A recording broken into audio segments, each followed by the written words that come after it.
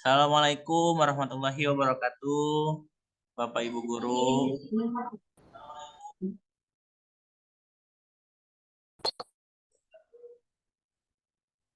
Bagaimana kabarnya? Sehat semua Bapak Ibu? Alhamdulillah baik, Evan. Oke, sebelumnya saya mau mengucapkan terima kasih Bapak Ibu Guru sudah meluangkan waktu dalam kegiatan eh, desiminasi budaya positif. Ya Bapak Ibu, eh, langsung saja ya Bapak Ibu untuk mempersingkat waktu. Saya izin share share screen ya.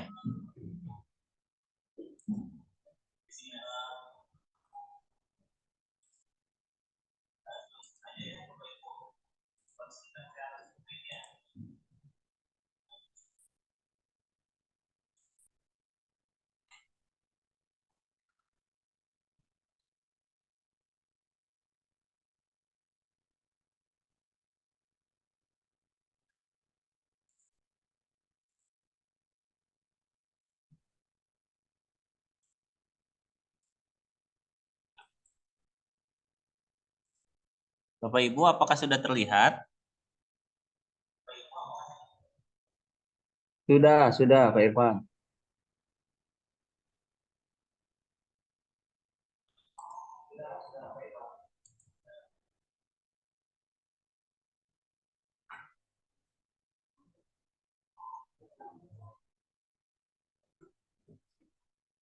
Oke, Bapak dan Ibu Guru.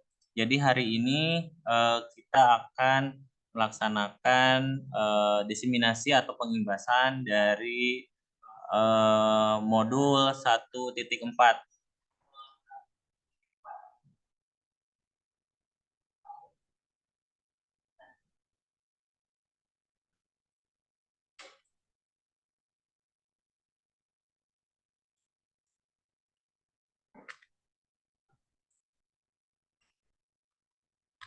Oke, Bapak Ibu Guru, pembahasan materi pada kesempatan ini ada 6.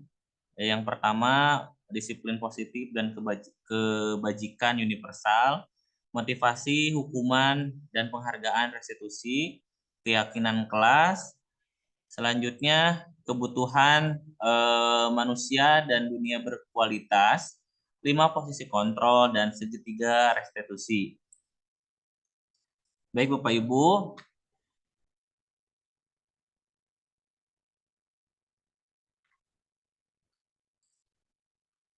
nah sebelumnya saya ingin tanya nih, Pak Deli, apakah Pak Deli sudah menerapkan budaya positif di kelas?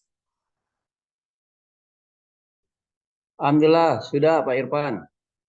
Contohnya gimana, Pak? Budaya positif di kelas, eh, Deli sendiri eh, untuk anak-anak itu biasanya setiap sebelum pembelajaran itu kita membaca Al-Quran dan membaca Asmaul Husna. Asmaul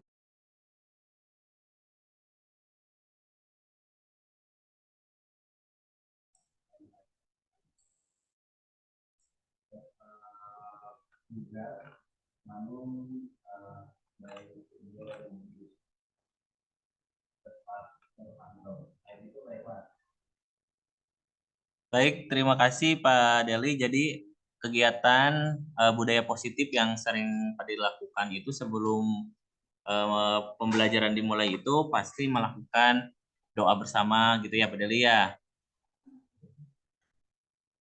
Ya, Pak Irfan ya. Pertanyaan kedua, Pak Dela coba sebutkan 5 posisi kontrol kita sebagai pendidik itu apa aja Pak Dela?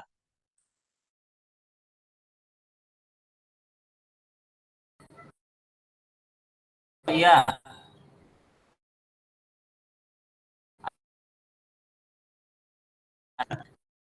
mungkin sebagai yang pertama tentunya sebagai pemimpin. Yang kedua itu rasa bersama, dan yang ketiga itu sebagai teman. Empat itu yang kelima itu Pak ya.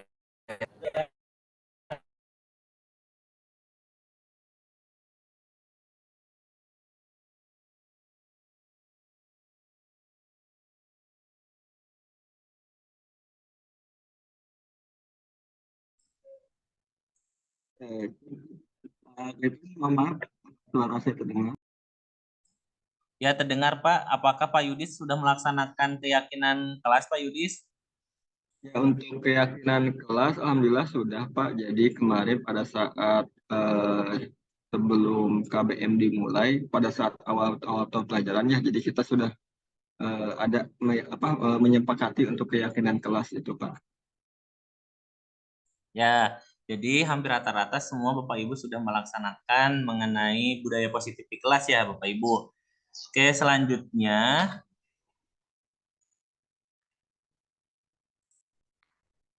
budaya positif itu merupakan perwujudan dari nilai-nilai atau keyakinan universal yang diterapkan di sekolah. Budaya positif di sekolah tidak dapat diciptakan secara instan, artinya harus dilaksanakan berkolaborasi, terus misalkan dibuatkan programnya gitu ya. Dalam penerapannya budaya positif di sekolah diperlukan tuntunan dan tauladan dari seorang guru itu tersendiri gitu ya.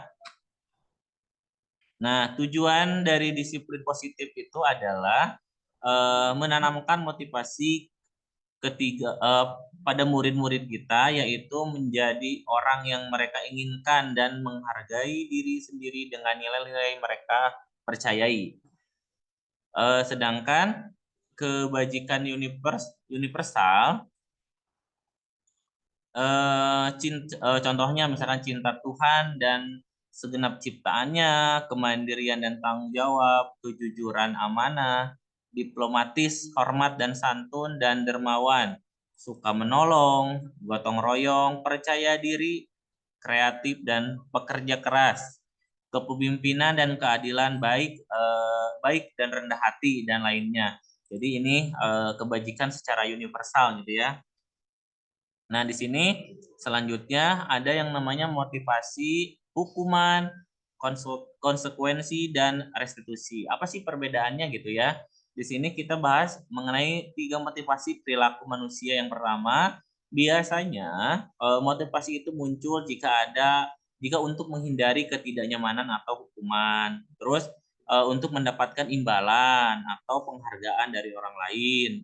Yang ketiga, menjadi orang yang mereka inginkan dan menghargai diri sendiri dengan nilai-nilai yang mereka percayai. Nah, ini 3 motivasi perilaku manusia. Selanjutnya, apa bedanya kalau hukuman? Hukuman itu biasanya bersifat sepihak, tiba-tiba dan tidak berupa kesepakatan, tidak berkaitan dengan kesalahan. Nah, ini hukuman berbeda ya dengan motivasi. Selanjutnya, konsekuensi itu sementara katanya disiplin dalam bentuk konsekuensi sudah terencana atau sudah disepakati. Jadi bedanya gitu, kalau misalkan untuk motivasi atau hukuman yang tadi, kalau konsekuensi itu sudah ada kesepakatan antara misalkan guru, siswa, dan orang tua. Eh, dan sudah disetujui oleh murid dan guru. Contohnya misalkan nih ada contoh dari konsekuensi itu, misalnya setelah 3 kali tugasnya tidak diselesaikan pada batas waktu yang diberikan, atau murid melakukan kegiatan di luar kegiatan pembelajaran, misalnya mengobrol, maka murid tersebut akan kehilangan waktu bermain dan harus menyelesaikan tugas karena ketertinggalannya. Jadi konsekuensinya dia akan kehilangan waktu bermain karena tidak mengerjakan tugas dan akhirnya tugasnya harus dikerjakan seperti itu. Restitusi nih. Restitusi itu apa? Proses menciptakan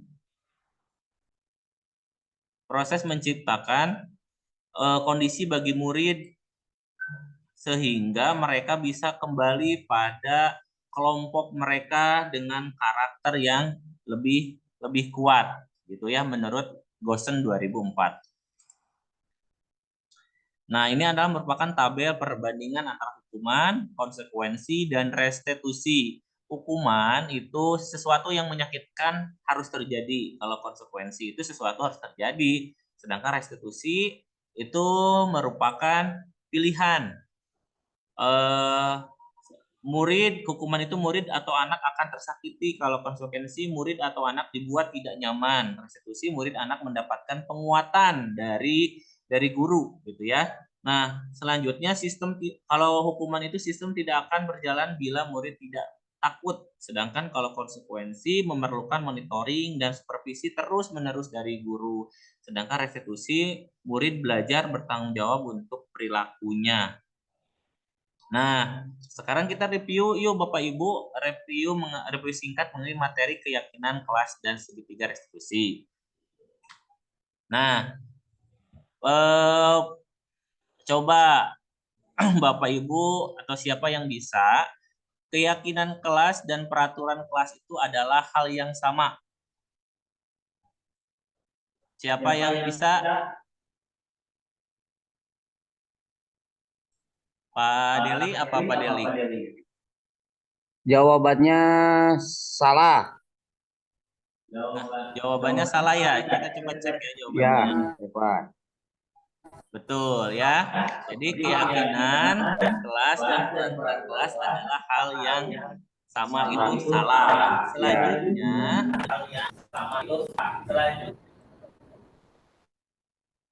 Selanjutnya keyakinan kelas berlandaskan nilai-nilai kebajikan atau prinsip universal. Gimana Pak Yudis? Halo, masih ada Pak Yudis? Ya, hadir. Apa deh? Jawabannya betul. Jawabannya betul ya Pak. Coba kita cek yuk jawabannya betul apa salah, bahwa keyakinan kelas itu berdasarkan nilai-nilai kebajikan atau prinsip universal. Jadi jawabannya betul ya. Oke, lanjutkan. Nah, ini kita perhatikan Bapak Ibu guru, apa nilai kebajikan atau keyakinan yang ingin diangkat dari peraturan berikut. Nih, yang pertama menggunakan helm saat mengendarai motor. Kira-kira nilai kebajikannya apa ini? Keselamatan, Pak Irfan. Membuang sampah pada tempatnya, apa nilai kebajikannya? Kesehatan. Kesehatan, kebersihan.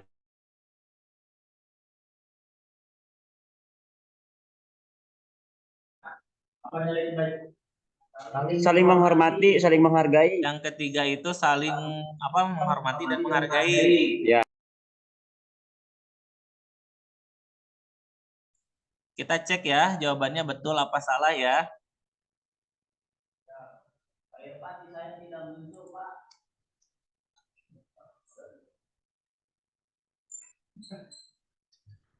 Nah, ini jawabannya ya. Jadi menggunakan helm saat mengendarai itu nilai kebajikannya keselamatan. Membuang sampah pada tempatnya nilai kebajikannya menjaga kebersihan. Sedangkan dilarang menggunakan kata-kata kasar, selalu bersikap positif dan saling menghormati. Selanjutnya kita akan lanjut ke materi keyakinan kelas. Nah, merupakan proses menciptakan kondisi bagi murid untuk memperbaiki kesalahan mereka sehingga mereka bisa kembali pada kelompok mereka dengan karakter yang lebih kuat menurut Goosen 2004. Contoh keyakinan kelas. Nah, ini merupakan contoh keyakinan kelas yang sudah dibuat di kelas 10 MIPA 5. Yang pertama bisa dibaca Pak Deli, gimana ini yang keyakinan kelasnya, coba Pak Deli dibaca semuanya. Siap, Pak Irfan. Jadi keyakinan yang dibuat dari 10 MIPA 5 ini Yang pertama itu kami akan menjaga ketertiban kelas dan mematuhi tata tertib sekolah dengan penuh tanggung jawab. Yang kedua, kami akan aktif mengikuti pembelajaran dengan semangat dan percaya diri. Yang ketiga, bergotong royong, menjaga kebersihan dan kerapihan kelas. Yang keempat, kami akan menghormati semua guru dan saling menghargai sesama teman. Yang kelima, kami akan fokus menggunakan gawai untuk keperluan belajar. Dan yang terakhir, dari keyakinan 10 MIPA 5 ini adalah kami akan melaksanakan protokol kesehatan dengan baik. Seperti itu, Pak Irfan. Baik, terima kasih Pak Deli. Jadi ini merupakan contoh keyakinan kelas yang sudah dirumuskan. Biasanya keyakinan kelas itu dirumuskan pada awal semester atau ajaran baru gitu ya. Keyakinan kelas ini bisa dibuat oleh wali kelas dan ditempel di kelas gitu ya. Jadi nanti keyakinan-keyakinan kelas ini harus dilaksanakan oleh guru bahkan oleh murid guru dan murid tentunya ya. Keyakinan kelas ini pun bisa dibuat oleh setiap guru mata pelajaran gitu ya Pak Deli. Jadi semua guru mata pelajaran itu memiliki keyakinan kelas masing-masing. Jadi guru A seperti ini, guru B seperti ini gitu. Jadi pada saat pembelajaran di kelasnya. Oke, dilanjutkan. Nah, selanjutnya kebutuhan dasar manusia dan dunia yang berkualitas. Ada 5 kebutuhan dasar. Tadi Pak Yudis sudah menyebutkan ya, Pak Yudis. Yang pertama itu ada kesenangan. Artinya kebutuhan untuk merasa senang. Selanjutnya cinta dan kasih sayang, kebutuhan untuk diterima, memberi dan menerima kasih sayang, berkoneksi, kebebasan, kebutuhan akan pilihan, kemandirian dan otonomi, penguasaan, kebutuhan pengakuan atas kemampuan prestasi diakui. Yang terakhir kebutuhan bertahan hidup, kebutuhan secara fisiologis, rasa lapar dan lain-lainnya serta psikologis, rasa aman. Nah, ini merupakan 5 kebutuhan dasar manusia. Artinya itu kita harus bisa memahami kebutuhan-kebutuhan apa saja yang dibutuhkan oleh peserta didik. Nah, kebutuhan ini biasanya muncul pada saat siswa yang mengalami kendala pembelajaran atau misalkan di kelas dalam melakukan pembelajaran itu berperilaku yang kurang baik. Nah, kita harus paham kebutuhan peserta didiknya itu apa seperti itu. Nah, ini kebutuhan-kebutuhan yang harus dipahami oleh kita gitu, supaya untuk bisa menangani dalam proses segitiga restitusi. Ini 5 posisi kontrol guru. Ya, tadi Pak Dela sudah menjelaskan ya, Pak Dela.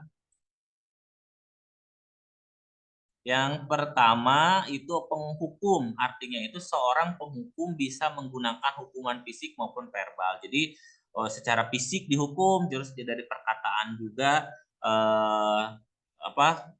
melakukan kata-kata dengan kata-kata yang kurang baik seperti itu. Selanjutnya, membuat orang merasa bersalah. Pada posisi ini biasanya guru akan bersuara lebih lembut gitu. Jadi si peserta didiknya itu merasa oh iya saya sudah salah gitu. Jadi merasa dikuatkan dengan posisi ini. Yang ketiga, teman. Guru pada posisi ini tidak akan menyakiti murid, namun akan tetap berupaya mengontrol murid melalui persuasi. Yang keempat, monitor atau pemantau. Monitor berarti mengawasi gitu ya. Yang terakhir, manajer. Posisi karakter manajer adalah posisi monitor di mana guru berbuat sesuatu bersama murid dengan murid, memperselesaikan murid yang mempertanggungjawabkan perilakunya, mendukung murid agar dapat menemukan permasalahannya. Nah, pertanyaannya, Bapak Ibu guru di sini kita sudah ada di posisi mana? Coba Pak Yudis, sudah di mana Pak Yudis? Kalau untuk saya sendiri sepertinya sih sepertinya ya saya merasa saya itu sepertinya posisinya teman untuk mereka, Pak. Tapi untuk posisi teman itu sebetulnya bagus nggak sih untuk ya ternyata saya butuh masukan nih. Jadi apakah bagus atau enggak nih kalau kita memposisikan diri sebagai teman untuk mereka? Baik, Pak Yudis itu posisinya sekarang tuh di teman ya. Sebenarnya posisi teman itu baik, Pak. Jadi di sini kita memposisikan sebagai mereka yang mana nanti tujuannya untuk memahami kebutuhan peserta didik. Dan terkadang peran teman itu penting dalam apa namanya perkembangan peserta didik gitu ya. Karena di sini guru pada posisi ini tidak akan menyakiti murid. Artinya itu kita mendengarkan kebutuhan murid, gitu, keberhasilan muridnya seperti apa, namun akan tetap berupaya mengontrol murid melalui persuasi gitu. Jadi tetap di sini teman, tapi posisi kita memberikan mengontrol, memberikan masukan seperti itu. Ya, kalau misalkan Pak Dela apa Pak Dela? Mungkin kalau saya sendiri Pak Irfan ya tentunya tadi juga yang disampaikan sama Pak Yudi sebagai teman terus Boleh Pak, boleh. yang kedua di sini sebagai ini Pak sebagai manajer mungkin Pak karena dalam posisi ini apa ya harus bersama itu Pak supaya bisa silakan tanggung jawab perilakunya tadi setiap murid yang salah dan di mana kesalahan ada ya apa ya mengontrol dan atau apa manajer bagaimana suatu masalah itu bisa diatasi dan anak itu Ya, baik. Terima kasih Pak Dela. Siapa lagi yang bisa mengungkapkan posisinya sekarang di mana? Ada lagi? Oh, Pak Deli ya. Pak Deli, mangga Pak Deli. Ya, kebetulan nih, ini sebagai tamparan buat diri saya sendiri gitu ya, Pak Irfan. Karena eh, biasanya sih kebetulan diri sendiri itu kan ruang lingkupnya di kesiswaan. Jadi biasanya itu untuk sekarang-sekarang ini baru ada pencerahan juga gitu. Biasanya kalau untuk diri sendiri biasanya itu sebagai penghukum karena berhadapannya dengan anak-anak seperti itu. Tapi dengan adanya apa kegiatan seperti ini dari juga jadi kebuka gitu. Kira-kira untuk hal yang positif atau menangani anak itu seperti apa. Namun untuk posisi sekarang sih uh, dari sendiri ruang lingkupnya kayaknya lebih ke penghukum penghukum Pak Irfan karena mengurus namun penghukumannya sih lebih diarahkan ke kegiatan yang positif ya meskipun itu juga penghukum seperti itu Pak Irfan. Baik, Pak Deli, terima kasih. Jadi untuk posisi sekarang itu Pak Deli itu di posisi penghukum mungkin ya karena apa eh, di manajerial ya Pak Deli ya di kesiswaan gitu ya. Mungkin betul tadi kata Pak Deli pada awalnya kita belum mengetahui mengenai segitiga restitusi itu posisi kita harus seperti apa gitu. Nah, mungkin nanti setelah belajar modul 1.4 ini baik nggak posisi hukuman yang seperti apa yang baik gitu ya. Jadi jangan misalkan posisi penghukuman fisik ataupun verbal misalkan ya. Jadi kan tadi sudah saya jelaskan bahwa hukuman, konsekuensi dan restitusi itu berbeda ya, Pak. Jadi nanti tinggal disesuaikan aja dipilih mau pakai yang mana seperti itu ya. Nah, ayo kita lanjutkan Bapak Ibu Guru. Ya Pak Irfan. Nah, di sini ada penjelasannya 5 posisi kontrol guru. Penghukum itu bisa nada suaranya tinggi, bahasa tubuh, mata melotot, dan jari menunjuk-nunjuk, menghardik, cina ya. Sedangkan pembuat merasa bersalah itu ada suara memelas, halus, sedih, bahasa tubuh merapat pada anak, gitu ya. Jadi seperti ini penjelasannya. Terus Selanjutnya, teman guru pada posisi ini tidak akan menyakiti murid, namun akan tetap berupaya mengontrol murid melalui persuasi. Nada suara, ramah, akrab. Jadi kita tuh akrab dengan peserta didik tuh ya. Pemantau berarti mengawasi pada saat kita mengawasi. Kita bertanggung jawab atas perilaku orang-orang yang kita awasi. Sedangkan manajerial nih, posisi terakhir manajer adalah posisi yang dimana guru berbuat sesuatu bersama dengan murid, mempersilahkan murid mempertanggungjawabkan perilakunya, mendukung murid agar dapat menemukan solusi atas permasalahannya.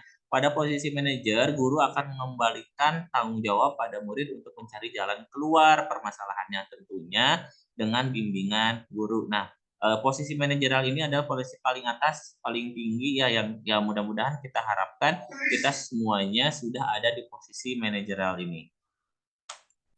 Nih, ini segitiga restitusi, Bapak Ibu, menstabilkan identitas, validasi tindakan yang salah, dan menanyakan keyakinan. Nah, di sini ada 3 sesi. Yang pertama menstabilkan identitas, validasi tindakan yang salah. Yang ketiga menanyakan keyakinan kelas. Nah, kita bahas satu-satu. Menstabilkan identitasnya seperti apa? Bagian dari dasar segitiga bertujuan untuk mengubah identitas anak dari orang yang gagal karena melakukan kesalahan menjadi orang yang sukses. Anak yang melanggar peraturan karena sedang mencari perhatian adalah anak yang sedang mengalami kegagalan.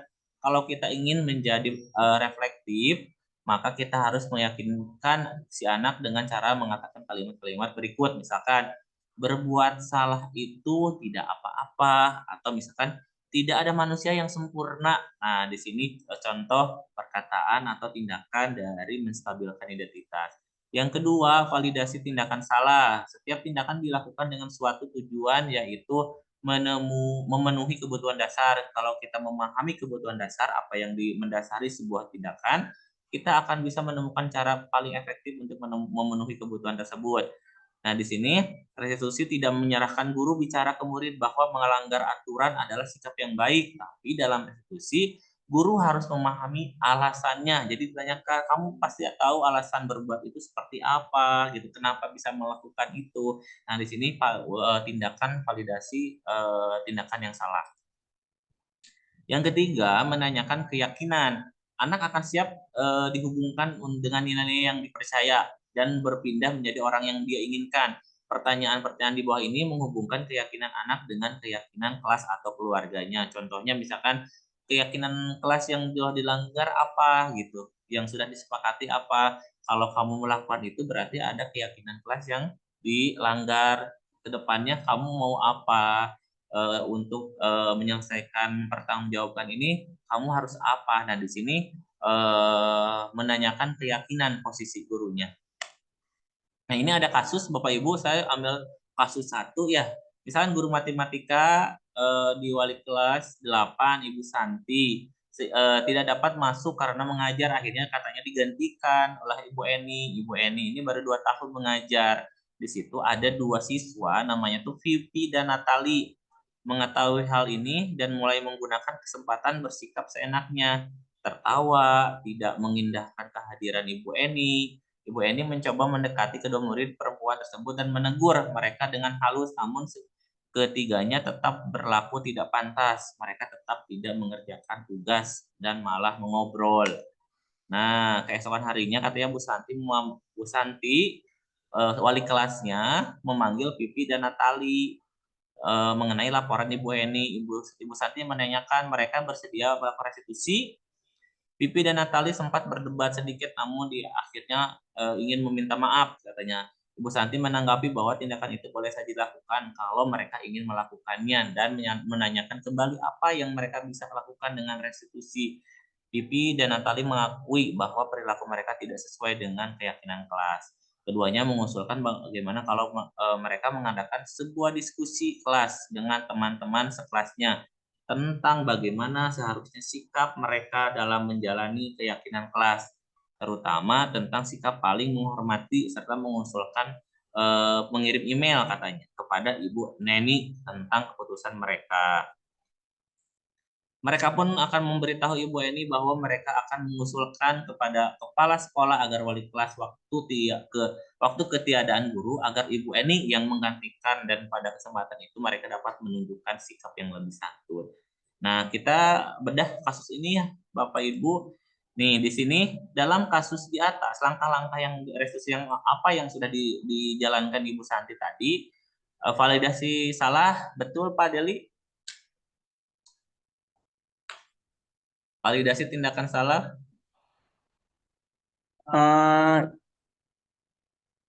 Minta maaf ya. Di sini ada kata-kata tadinya minta maaf ya.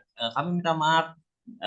Bu Eninya, Bu Santinya tadi bilang kan tindakan itu boleh saja. Ada kata kalimat itu nggak Pak Deli tadi? Iya, iya Pak Yapan. Justru itu kan sebagai pengarahan dari guru ya. Ya. Berarti tindakan guru tersebut ingin membuat anak itu jadi merasa bersalah gitu ya Pak Yapan ya? Ya, jadi ini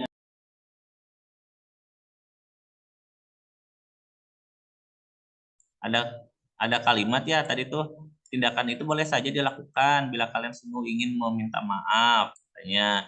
Apakah bisa kalian lakukan untuk mengganti rasa tidak dihormati Ibu Eni? Nah, ini merupakan tindakan validasi tindakan salah oleh Ibu Santi gitu ya. Selanjutnya, dalam kasus di atas, langkah-langkah restitusi apa yang dijalankan Ibu Santi tadi itu menanyakan keyakinan ya.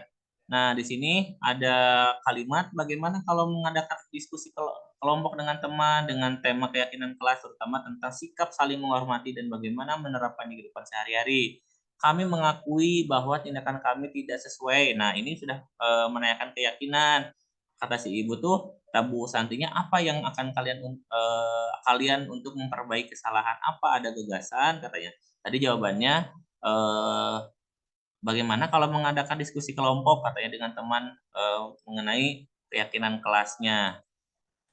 Selanjutnya ini masih menanyakan keyakinan kelas. Nah di sini menyampaikan kepada Bu Eni katanya bahwa telah memberitahu kepala sekolah bila lain waktu kalau tidak ada guru, Bu Eni yang menggantikan, mengirim email katanya ke Bu Eni tentang diskusi kelompok ya. Jadi tadi ada kata-katanya itu. Jadi ini adalah menanyakan keyakinan kelas atau gagasan untuk tindakan memperbaiki kesalahannya seperti itu ya. Nah, di sini apakah restitusi yang diusulkan Pipi dan Natali sudah sesuai dengan kesalahan? Pak Dela gimana?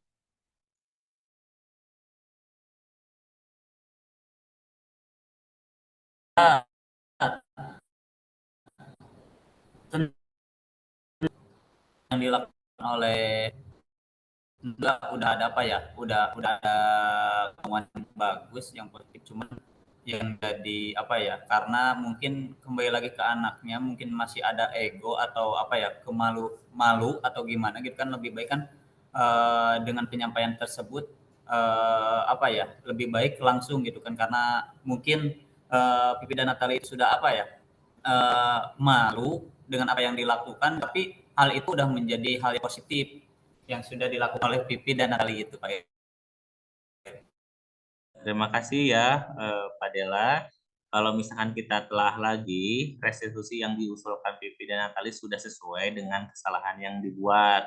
Restitusi yang diusulkan Pipi dan Natali sudah sesuai dengan yang kesalahan yang dibuat ya. Jadi sudah sesuai gitu dengan apa yang mereka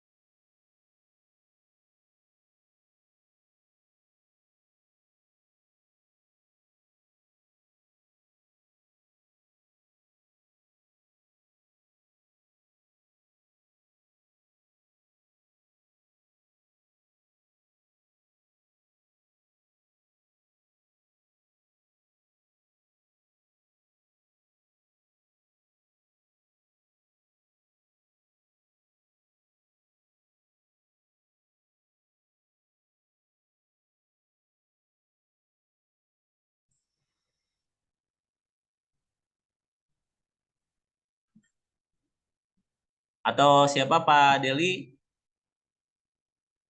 Poin restitusi yang sudah ya dari kan di sini sudah baik katanya Bu Santi. Namun Ibu Santi belum melakukan langkah menstabilkan identitas yang awal. Jadi langsung apa tadi itu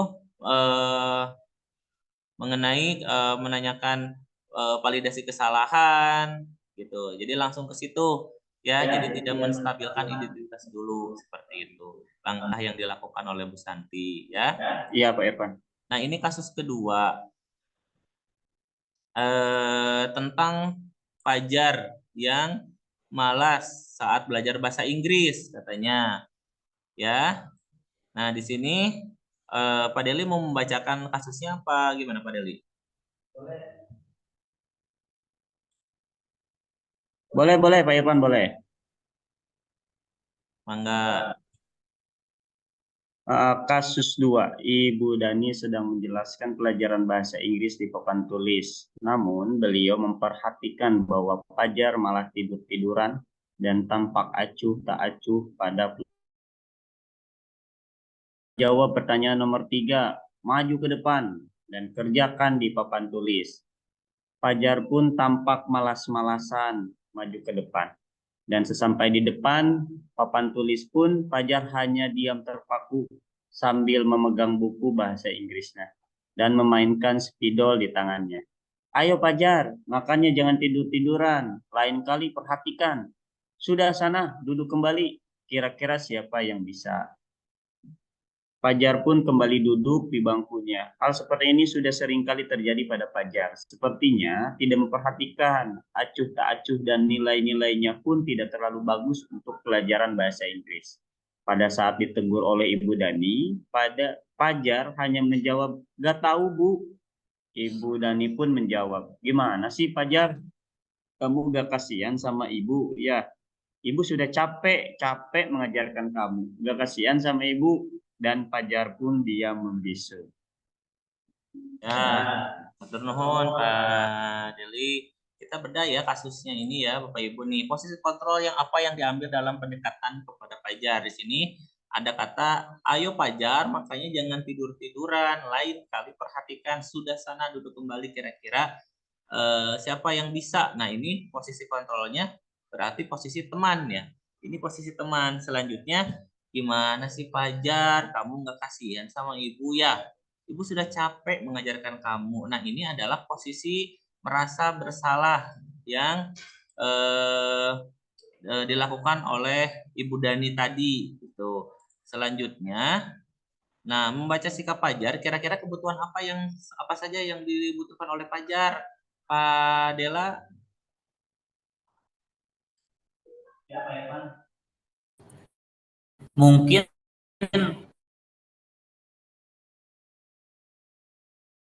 dilihat sikap yang apa ya, yang dari apa ke guru ya Pak. Ini apa ya, belajarannya mungkin untuk dari anak yang bermasalah itu yang persis kan Pak Evan ini mungkin anak itu ingin ada perhatian dari ibu tersebut, itu bisa mungkin pertama kembali ke metode mengajarnya dalam mengajar si guru itu, yang kedua itu kasih sayang yang dibutuhkan oleh Atur nuhun Pak Dela ya. Jadi mungkin tadi kata Pak Dela mungkin ada yang salah juga di metode gurunya ya, yang cara mengajarnya sehingga Fajar bisa melakukan tindakan seperti itu. Kalau misalnya kita melihat dari kebutuhan dari sisi Fajarnya dulu, dari tadi 5 kebutuhan dasar manusia, di sini Fajar itu kemungkinan dia membutuhkan kebebasan dan kebutuhan untuk merasa diterima. Artinya itu kebutuhan akan kemandirian, otonomi, memiliki pilihan dan mampu mengendalikan arah hidup seseorang serta ingin diperhatikan, bisa cari perhatian dengan diterima semua kondisinya. Nah, di sini bila mana Ibu Dani mengambil posisi pemantau, katanya apa yang akan dilakukan oleh yang akan dikatakan olehnya? Fajar, pemantau kan mengontrol ya. Fajar, kamu tahu kan konsekuensinya tidak memperhatikan pembelajaran? Fajar, kamu tahu kan peraturan di kelas itu apa saja? Nah, ini posisi kontrolnya. Nah, kira-kira kalau Anda kepala sekolah, Pak Yudis, bagaimana tindakan lanjutnya Pak Yudis? Pak Yudis calon kepala sekolah ya?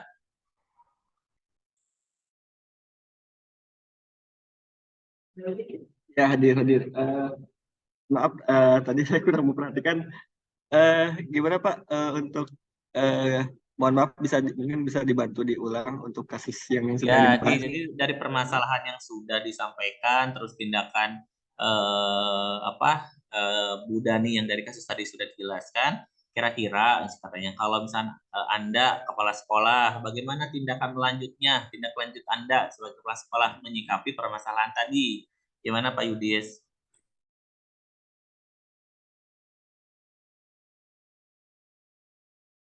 Jadi intinya sih melakukan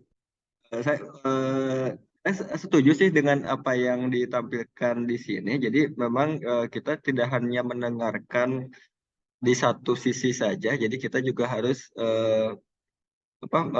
mendengarkan di kedua belah pihak seperti itu, Pak. Jadi intinya sih kita melakukan pendekatan secara personal, tetapi tidak membuat salah satunya merasa tertekan juga. Mungkin seperti itu, Bapak. Mohon maaf apabila kurang tepat. Silakan dikoreksi, Bapak. Ya, tur nuhun Pak Yudis, terima kasih. Betul sekali ya Pak Yudis, penjelasannya melakukan pendekatan secara personal. Jadi artinya itu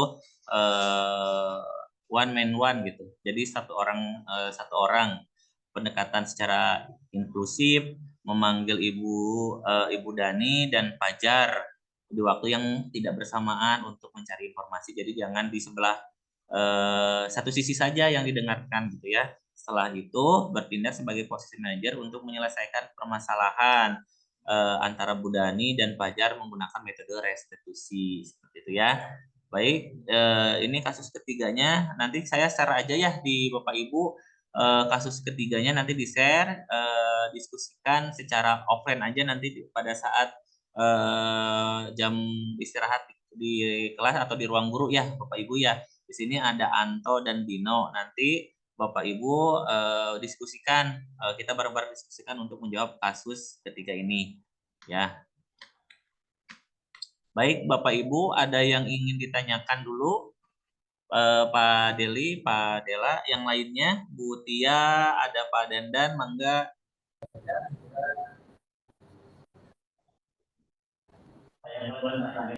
Mangga Pak Saya Dela. buat ini Pak, lagi yang apa yang tadi Pak, yang Fajar Pak. Iya, yang terus Pak kembali ke belakangnya Pak. Terus belakangnya Pak. Udah Pak, di sini Pak. Yang tadi udah Pak. Ibu sampai salah itu Pak. Mungkin yang ditanyakan dari apa ya? Dari perannya sih Pak. Apa ya? Kata-katanya bisa apa ya? Itu emang kata-katanya seperti itu. Jadi seolah-olah si guru tersebut pingin apa ya? Pingin dihargai gitu kan? Gimana sih Fajar? Apakah kamu tidak kasihan sama ibu yang kata-kata? Nah ini Pak. Nah yang satu lagi Pak, satu lagi ke belakang. Nah yang ini Pak, gimana sih Fajar? Kamu gak kasihan sama ibu? Nah mungkin yang jadi pertanyaan saya sih Pak, yang dari kata ini, apakah bisa diganti? Kamu kenapa? Kan kalau dilihat dari sini dari itu apa ya? Saya kan lebih jauh gimana gitu. Ya, terima kasih Pak Dela. Jadi sebenarnya ini kata-kata yang muncul di kasusnya Pak. Di sini ada kalimat ayo Pajar makanya jangan tidur-tiduran. Nih, ini ada ya. Yang kalimat terakhirnya nih Pak nih, gimana sih Pajar kamu nggak kasihan sama ibu? Nih, ini ada kalimat jadi ini sudah ada di kasusnya gitu. Kalau misalkan untuk memperhalus perkataannya mungkin ini bisa aja diganti, tapi catatannya bagaimana caranya supaya si Pajar ini menjadi merasa bersalah dengan tindakannya gitu Pak. Ya kalau misalkan kata kalimat ini ada karena di kasusnya muncul kalimat itu perkataan si ibu daninya dan yang posisi teman pun sama seperti itu. Jadi bisa diperhalus atau misalnya dengan kata-kata lain tapi posisi pembuat orang merasa bersalahnya harus dimunculkan gitu. Gitu Pak Dela. Oh, oh, oh iya, Mangga, mangga, mangga. paling lagi sedikit Pak. Ini yang terkait yang kepala sekolah mungkin Pak Irfan. Tadi ada yang asal saya tambah. Nah, kan kali kalau itu ya istilahnya secara personal, mungkin untuk secara personal itu udah bagus di sini juga udah dilaksanakan ke si Ibu Dani itu sama Pajar. Nah mungkin ini mah cuman penambahan aja ya Pak Irfan ya, cuman masukan aja. Mungkin kan tadi juga kembali lagi ke apa ya, ke apa yang dibutuhkan Pajar. Nah mungkin saya menyinggung dari metode pembelajaran si ibu tersebut Pak Irfan.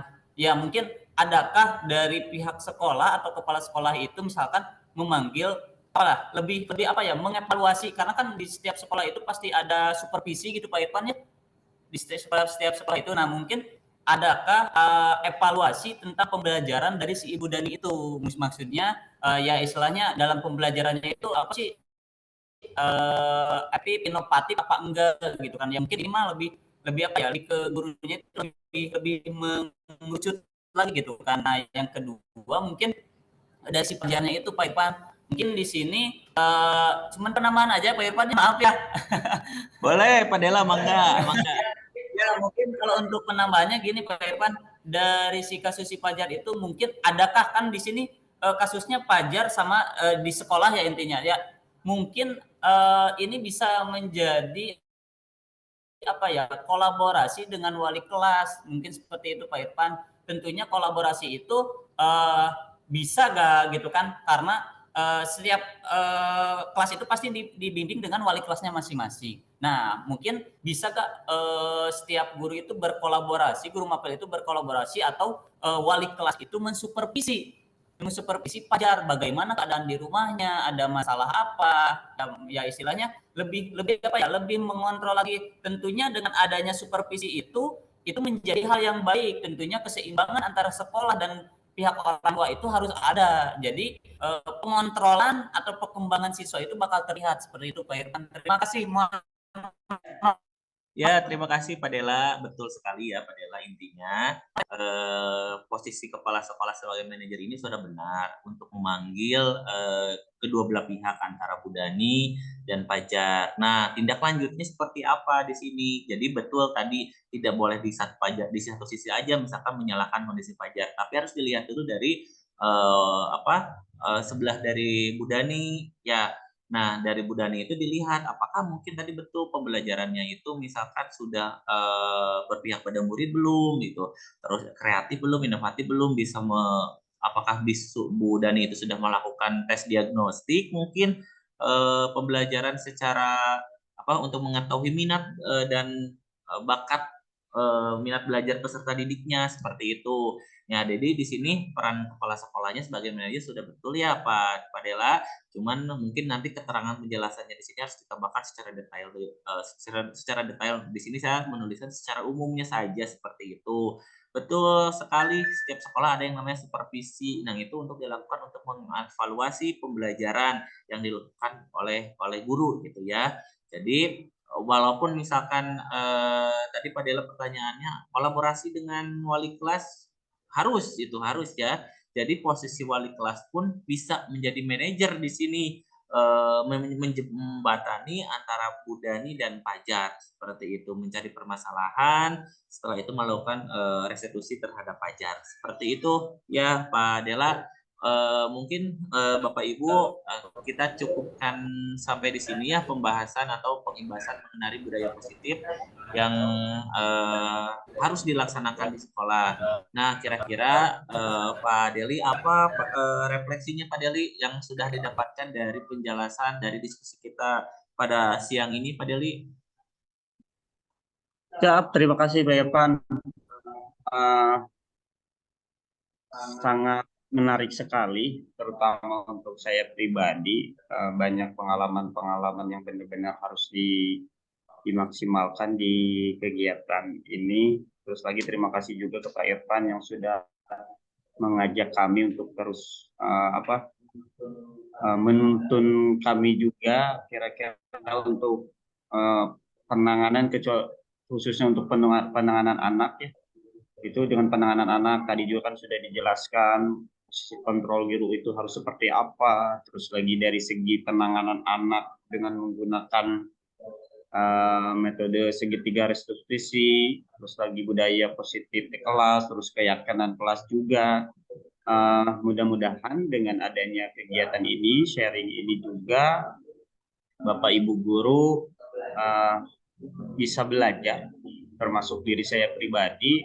Mudah-mudahan untuk kedepannya selalu terus memberikan budaya positif, terutama harus benar-benar berkolaborasi dari stakeholder terkait mengenai penanganan anak dengan ya tadi yang sudah dijelaskan dari segi tiga restitusi, dan tadi juga ada contoh-contoh, dan contoh tersebut sering dilakukan di sekolah. Mudah-mudahan kegiatannya selalu positif dan benar-benar apa yang diinginkan dengan cara segitiga restitusi dan budaya positif di sekolah. Seperti itu Pak Irfan.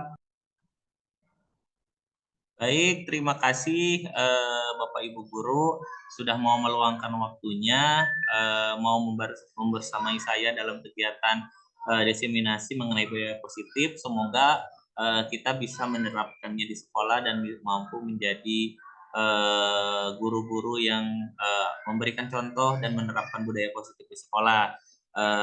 Terima kasih atas perhatiannya. Wassalamualaikum warahmatullahi wabarakatuh. Waalaikumsalam warahmatullahi wabarakatuh. Sehat-sehat semua ya Bapak Ibu. Kita masih panjang perjalanannya. Mangga di laptop aja. Tur nuhun Bu Nida, Pak Deni, Bu Nenden, Pak Yudi, satur nuhun.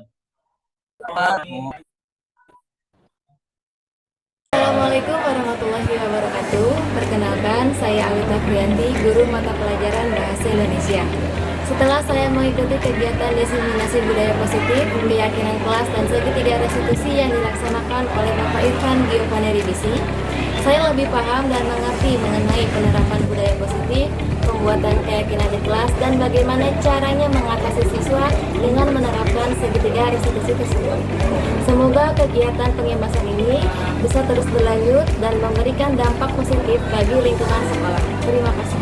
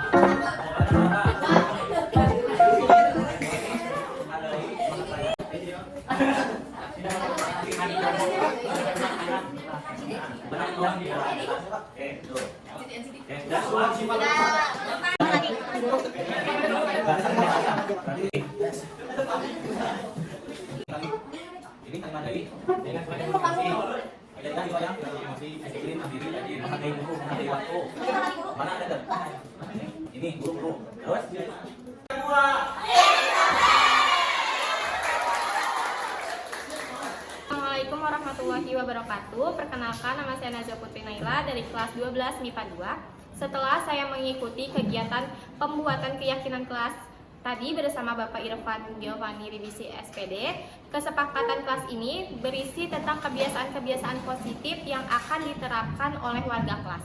Dan saya merasa setelah dibuatkan keyakinan kelas ini akan penuh dengan keceriaan serta kelas yang penuh dengan rasa kekeluargaan, dan kedepannya saya yakin akan banyak budaya-budaya positif yang akan tercipta di kelas kami maupun di sekolah kami. Terima kasih. Wassalamualaikum warahmatullahi wabarakatuh.